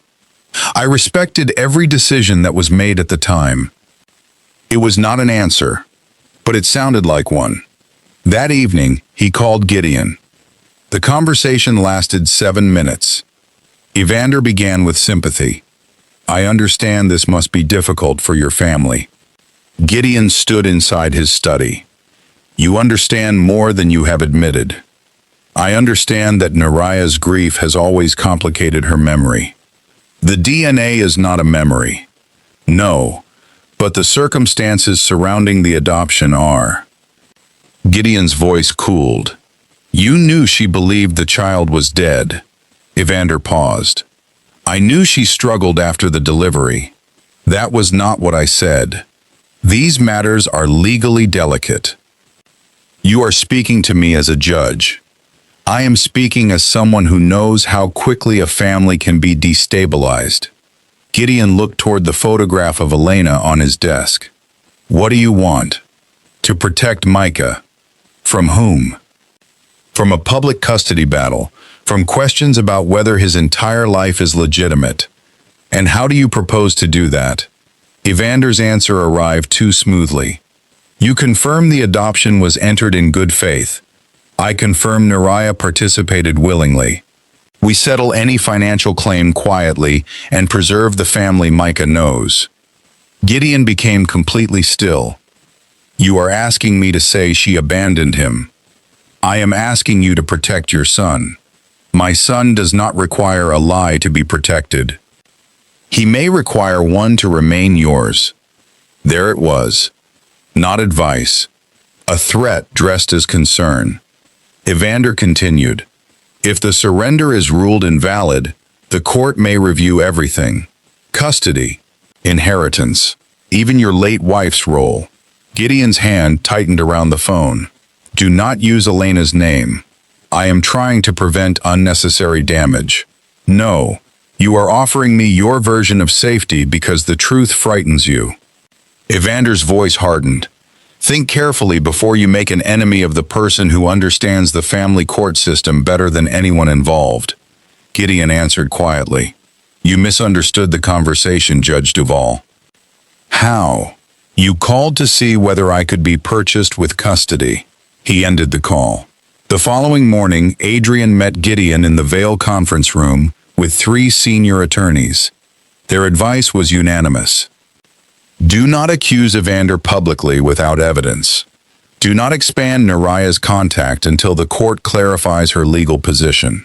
Do not allow emotion to place Gideon's parental rights at risk. One attorney slid a proposed statement across the table. It said the Vale family had relied on signed documents and had no reason to doubt that Neriah surrendered Micah willingly. Gideon read it. This blames her.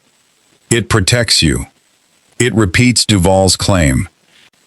It confirms only what the adoption papers say. We know the signature may be false. We do not yet have forensic proof. Adrian spoke more carefully than the others. Gideon, your responsibility is to Micah. I am aware. If you make a public accusation and the evidence remains incomplete, you could weaken your own position. Gideon looked through the glass wall toward the city. He understood the argument. He also understood what accepting it would mean. Neriah would be asked to carry the public shame of a choice she never made because correcting it might inconvenience the man who benefited from it. Still, fear spoke loudly. For 12 years, Gideon had made every major decision believing Micah's place in his life was permanent. Now permanence had become a legal opinion. He took the proposed statement home. Micah was seated at the dining table with Neriah's letters arranged in chronological order. Gideon stopped. Where did you get those? Neriah allowed me to borrow 3. You should have asked me. I asked Dr. Hale. She said it was appropriate. Gideon placed his briefcase on a chair. Micah looked at the paper in his hand. She wrote one every year. I know. This one says she wondered whether I would like science. Gideon glanced at the wind turbine model on a nearby shelf. Micah continued. She did not know anything about me, but she kept wondering. Gideon sat across from him. There are adults deciding complicated things right now. About me? About the adoption. Micah placed the letter down. Are you going to say she gave me away? Gideon looked at him. Why would you ask that? I heard Mr. Adrian speaking in the hall. Gideon's expression tightened. Micah waited. Gideon did not offer a false reassurance. There are people who believe saying that would make the legal situation simpler. Do you believe it? No. Then will you say it? Gideon looked at the statement inside his briefcase. Micah's voice remained level. If you say she abandoned me when you know she did not, how are you different from the man who lied to her? No anger, no accusation, only a question. That made it harder to escape. Gideon looked at Neriah's letter. Then at his son, I would not be different. He removed the statement from his briefcase and tore it in half. That afternoon, Gideon held a press conference. Neriah watched from the lullaby room. He stood behind a plain podium without company logos. My family entered Micah's adoption believing it was lawful, Gideon said. Recent evidence has given us serious reason to question whether his biological mother gave informed consent. The room filled with camera shutters. I will not protect my family by repeating a claim I no longer believe. A reporter asked whether Neriah was seeking money. Gideon's face remained composed. Ms. Lewis has requested no financial settlement from me. Another asked whether she planned to take Micah. That is a matter for the family and the court. But I will say this. A woman who was told her child died should not be publicly condemned for recognizing him when he returns carrying her name. Neriah lowered herself onto the piano bench. It was the first time anyone with power had defended her without asking what it would earn them. Gideon's board reacted immediately. 2 directors called the statement reckless. A major investor requested an emergency meeting. The foundation received questions from donors. Evander's campaign released a response, accusing Gideon of allowing private grief to cloud legal judgment. Then Adrian arrived at the Vale home carrying Elena's old investigator's name. "I found something," he said. Gideon looked up. "What?" "A payment connected to Odessa Duval's agency. It cleared 3 days after Micah's birth." "To whom?" "Evander Duval." Gideon stared at him. "How much?" $85,000. Adrian placed another document on the desk. "There is more. Elena hired an investigator before she died." Gideon stopped breathing for a moment. "What did you say?" "The investigator's name was Cyrus Bell. His records show repeated meetings with Elena regarding Micah's adoption." Gideon looked toward the corridor leading to her study. The locked box. The key Micah had found. He crossed the house without another word. Elena's study remained almost exactly as she had left it.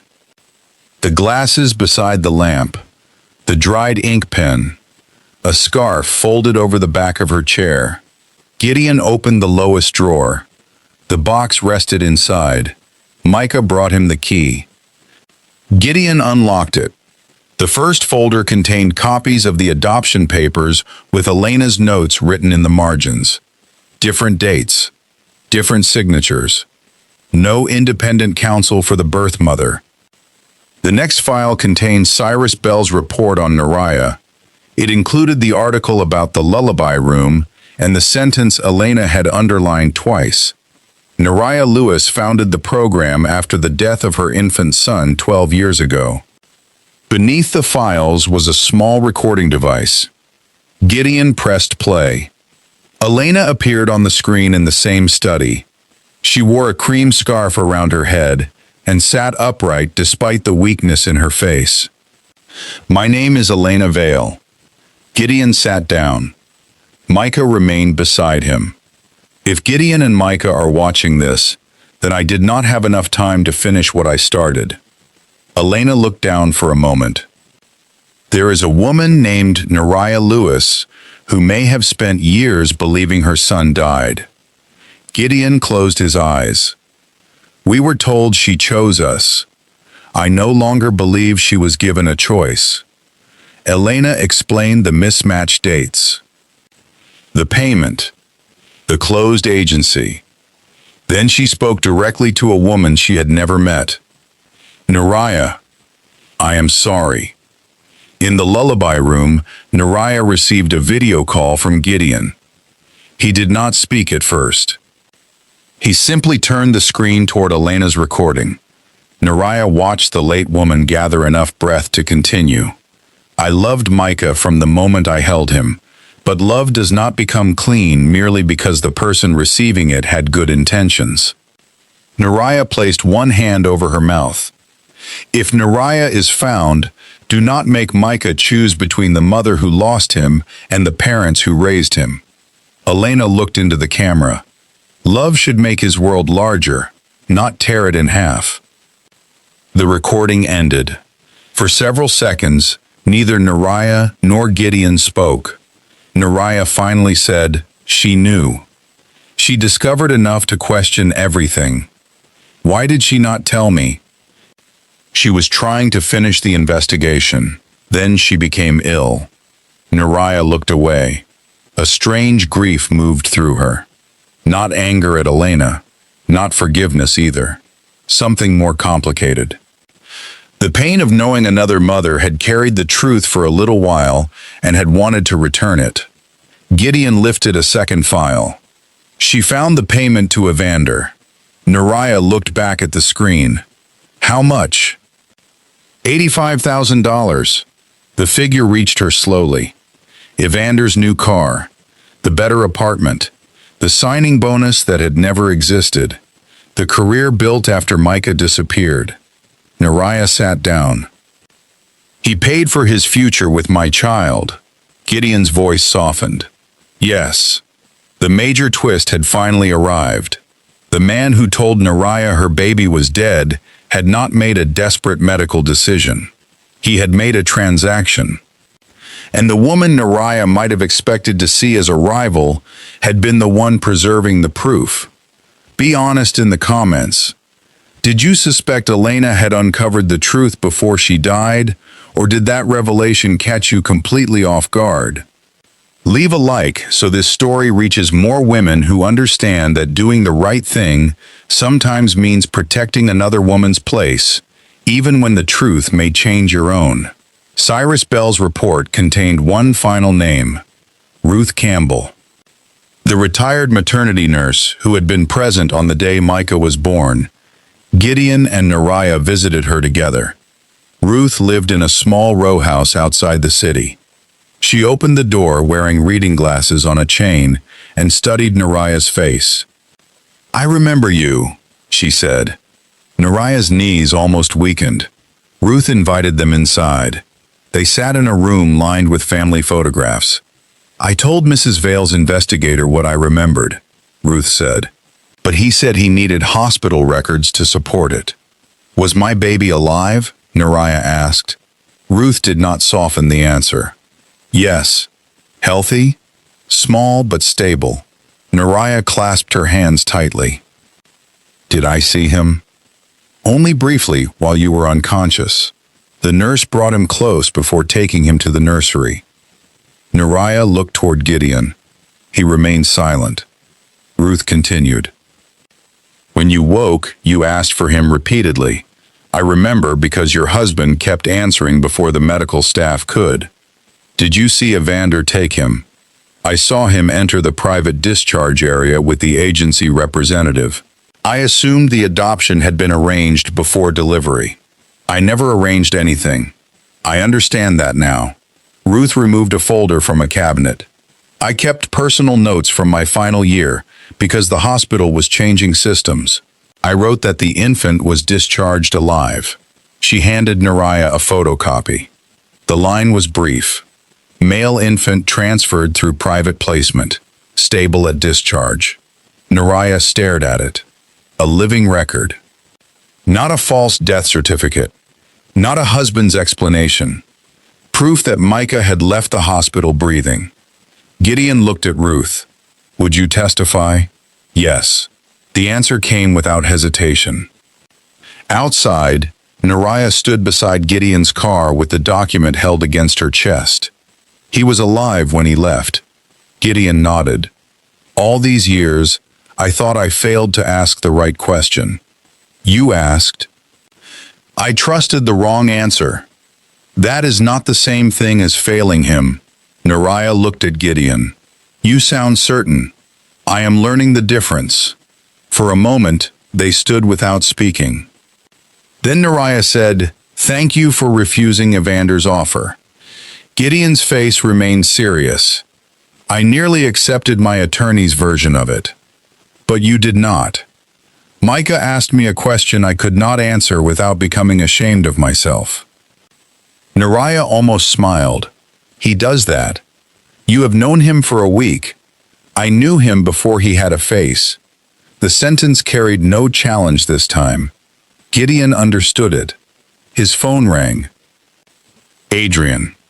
The emergency court petition had been filed. Until the adoption review was complete, a judge had temporarily restricted Neriah's private contact with Micah. The news struck her harder than she expected. Not because she believed Gideon had caused it, because the law was asking her to wait again. Gideon ended the call. "Neriah." She looked toward the street. "I know. You are going to say it is temporary. It is. So was the hospital. He had no answer. She pressed the discharge note against her chest. I lost him while I was unconscious. Now I have to prove I deserve to know him while fully awake. Gideon stepped closer. I will fight the restriction. You may lose your own position. I know. Your attorneys will tell you not to. They already have. Neriah looked at him. Why would you risk that? Gideon thought about Elena's message, about Micah's question, about the false statement he had torn apart, because keeping him by repeating the lie would teach him that love is another word for possession. Something inside Neriah shifted, not into trust. Trust required time, but the door toward it opened, and for the first time since the concert, she stopped seeing Gideon Vale as the billionaire who had her son. She saw the father who might love him enough to tell the truth, even if the truth cost him everything. The restriction lasted 9 days. 9 days did not sound long to anyone who had not already lost 12 years. Neriah continued working at the lullaby room. She answered parents with patience. She completed reports. She returned calls from donors who wanted reassurance before restoring their support. But every evening she opened the blue box and counted the letters Micah had not yet read. Gideon called her once each day. He never tried to pretend that a telephone conversation could replace time with her son. He simply gave her the facts. Micah completed his science project. He chose solar storage. He asked whether you prefer tea or coffee. He wants to know whether you can teach him the full lullaby. Neriah listened. Then she asked the same question every night. Has the court changed its decision? And Gideon gave her the same answer. Not yet. On the 7th day, the Vale board called an emergency meeting. The directors wanted Gideon to stop discussing the adoption publicly. One of them placed a folder in front of him. This is no longer a family matter, the man said. The company has lost 2 major investors since your press conference. Gideon remained seated at the head of the table. The company has not lost them. They suspended negotiations. Because you introduced uncertainty. I introduced the truth. You do not know the entire truth. I know enough to understand that silence benefits the person who committed the fraud. A woman near the window folded her arms. You have a responsibility to employees, shareholders, and the foundation. I also have a responsibility to my son. You may lose your legal standing as his father. Gideon looked around the table. Every person in the room had helped him build something valuable. But none of them had been present the night Micah first slept beneath his roof. None had watched Elena hold him as if love had finally answered. None had heard Micah ask whether protecting a family required lying about the woman who gave birth to him. The board chair spoke carefully. There is still a way to contain this. Gideon already knew what he meant. Allow Evander's version to remain unchallenged. Protect the adoption. Preserve the company. Keep Neriah outside the family and call it stability. Gideon closed the folder. No. The chair leaned forward. You should consider what you are risking. I have. Gideon rose. And I have spent enough of my life believing that keeping something means I am entitled to hide how it reached me. That afternoon, he released Elena's full recording. He did not edit out her apology. He did not remove the part where she admitted that the Vale family may have unknowingly benefited from a crime. He released the investigator's report, the payment trail, and the evidence that Neriah's supposed death certificate had never been filed with the state. The public conversation changed in less than a day. The question was no longer why Neriah had waited 12 years. The question became why a respected judge had allowed his former wife to grieve a living child. Evander's campaign office issued a statement calling the evidence incomplete. Then Ruth Campbell agreed to testify. The hospital confirmed that no infant death had been recorded under Neriah's name. A forensic examiner compared Neriah's handwriting with the signatures on the surrender forms.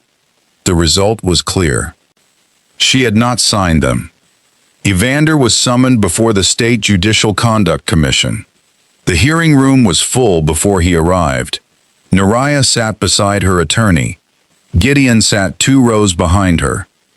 They had agreed that Micah would not attend. This truth belonged to the adults who created it. He did not need to sit in a room while strangers debated the worst decision made before he could remember it. Evander entered wearing a charcoal suit. No robe, no campaign pin. Without the symbols of his office, he looked smaller than Neriah remembered. He glanced toward her. She did not lower her eyes. The commission's attorney began with the adoption documents. Judge Duvall, did your former wife sign these forms? Evander adjusted the microphone. She was heavily medicated at the time. That was not the question. I cannot speak to what she remembers. Did she sign them? I believe the agency followed proper procedure. The attorney placed the forensic report on the display screen. The signatures were traced from other documents carrying Ms. Lewis's name. Evander's face remained controlled. I had no knowledge of that. Then Ruth testified. She described the healthy infant, the private discharge, the way Evander answered every question before Neriah's medical team could speak. She produced her notes showing that Micah left the hospital alive. The hospital administrator confirmed that the cremation service listed on Neriah's false certificate had never received an infant from St. Catherine's that week. Then the commission displayed the payment, $85,000.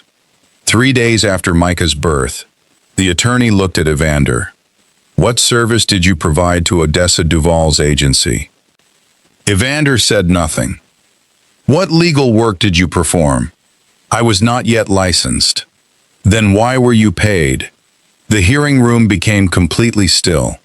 Evander looked toward Neriah. Perhaps he expected the woman who once loved him to rescue him from the silence. She did not. The attorney asked again, "Why were you paid?" Evander's answer came quietly. "I had debts." Neriah closed her eyes for 1 second. Not because the truth surprised her, because hearing him say it made the cruelty ordinary. No tragic misunderstanding. No complicated medical decision. A debt. A transaction. A man deciding that his future was worth more than her motherhood, the attorney continued. And the infant, Evander swallowed. The Vales could provide a better life. Neriah opened her eyes. The commission chair stared at him. That was not your decision to make. Evander looked toward Gideon. They loved him. Gideon's face did not change. You used our love to excuse your crime. Evander turned back toward Neriah. You know what we had. We were struggling. We could barely pay rent. Neriah stood before her attorney could stop her. You promised me we were building something together. Evander's voice became defensive. I made sure he was safe. You told me he was dead. I knew you would never agree. That was the answer, Evander. He looked at her. She continued. The moment you knew I would say no was the moment you knew you had no right to do it. Evander's face lost what remained of its public mask. You could not have given him what Gideon gave him. Neriah stepped closer to the front of the room. You did not give him a better life. Her voice remained steady. You stole my right to help build it. No one spoke after that. The commission suspended Evander immediately. Criminal investigators waiting outside placed him under arrest for fraud, conspiracy, falsification of records, and unlawful child placement. As he was escorted into the courthouse corridor, he turned once toward Neriah. For 12 years, she had imagined that justice might feel like relief. It did not. It felt quieter, heavier, more final. She did not smile. She did not thank him for where Micah ended up. A loving home did not make the theft less real. It only meant innocent people had built something good on top of a lie they did not create. The family court lifted the restriction the following morning. Neriah met Micah at the lullaby room. He arrived with Gideon and carried the silver music box beneath one arm. The three of them stood near the piano. No lawyers, no reporters, no court documents. Micah placed the box beside the keys. "Will you teach me the rest of the song?" Neriah sat at the piano. "Yes." He took the place beside her. Gideon remained near the doorway. Neriah played the first 5 notes. Micah followed. 3 notes returned home. He missed the final one. Neriah played it again. This time, he found it. She smiled. "You remember music quickly. I have heard that one my whole life." Neriah looked down at the keys. "So have I." Over the following months, the court worked toward a permanent arrangement. Neriah did not ask that Gideon's adoption be erased. She asked to be legally recognized as Micah's mother. Her attorney warned that some people would interpret that as surrendering her strongest claim. Neriah answered simply, "I will not repair one stolen family by breaking another." Gideon remained Micah's legal father. Neriah received full recognition as his mother and shared parental rights. The arrangement was uncommon. So was the truth that required it. Gideon offered Neriah a house near the Vale estate. She declined. He offered to cover every expense connected to the lullaby room. She declined that too.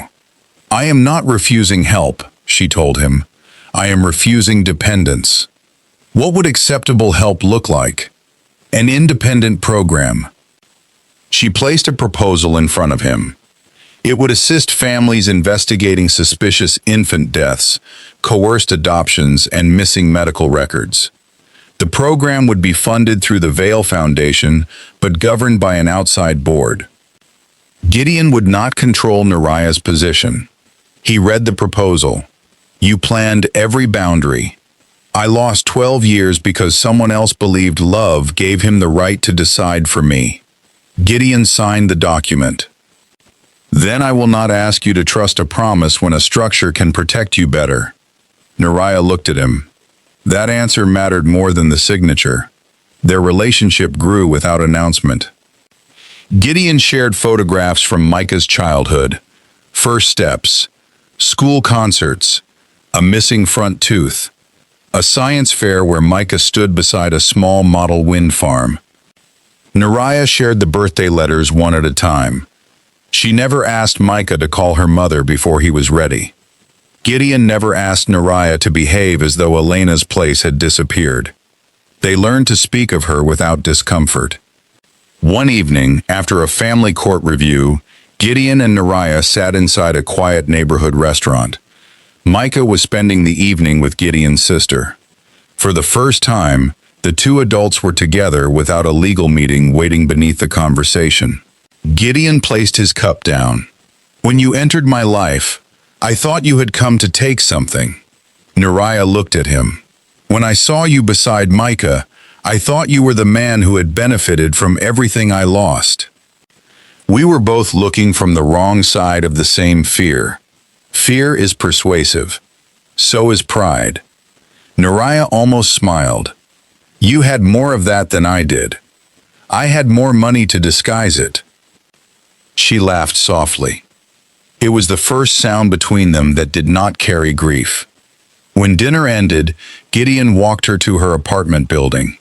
He did not ask to come inside. He did not make a grand declaration. He said, "I would like to know you outside the worst thing that happened to us." Neriah stood beneath the entrance light. "That will take time. I know. You are accustomed to getting answers quickly. I am becoming less fond of the man who expected them." She studied his face.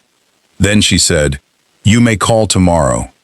1 year after the charity concert, Micah performed at his school music program. Neriah sat beside Gideon in the second row. On stage, Micah placed his hands over the piano keys. 5 notes rose. 3 returned home. The lullaby filled the auditorium. This time, Neriah did not hear it as a song for a child who was gone. She heard it as proof that love could survive even when truth arrived late. After the performance, the music teacher invited Micah to introduce the family members who had helped him prepare. He pointed toward Gideon. "That is my father." Then he looked at Neriah. A year earlier, he had called her by name because he did not know who she was. Now he smiled. "And that is my mother." Neriah did not move at first. Gideon reached for her hand. Not to steady her, simply to be there when the moment arrived. Later, Micah handed her the silver music box. She tried to return it. "This belongs to you." He closed her fingers around it. "You made it for me." "I did. So you should be the one who winds it tonight." Gideon joined them without standing between them. Micah took one of Neriah's hands and one of Gideon's. "Are we going to dinner?" Gideon looked toward Neriah. "That depends on your mother." The words settled around her gently. Neriah looked at Gideon. "Dinner is fine. And after dinner? One honest thing at a time." Gideon smiled. "I can do that." Neriah knew better than to believe love erased what it cost to reach her. It did not return the first 12 birthdays. It did not give her Micah's first word or his first day of school. It did not make Evander's betrayal smaller. But winning had never meant taking Micah away from the people who loved him. Winning meant no longer being forced to disappear from her own story. Because a mother does not stop being a mother when someone forges her absence. And real love does not ask a child which love he is willing to lose. It makes room. It tells the truth. And when it finally finds the woman who was overlooked, it does not rescue her by taking away her choices. It stands beside her while she makes them. Now tell me this. Was Neriah right to protect Gideon's place as Micah's father, or would you have fought to reclaim every right that had been stolen from you? Share this story with a woman who needs to remember that stolen years do not erase her worth. Subscribe to Consequential Stories with Benjamin for more stories where love, dignity, and truth have to pay a real price before they find their way home.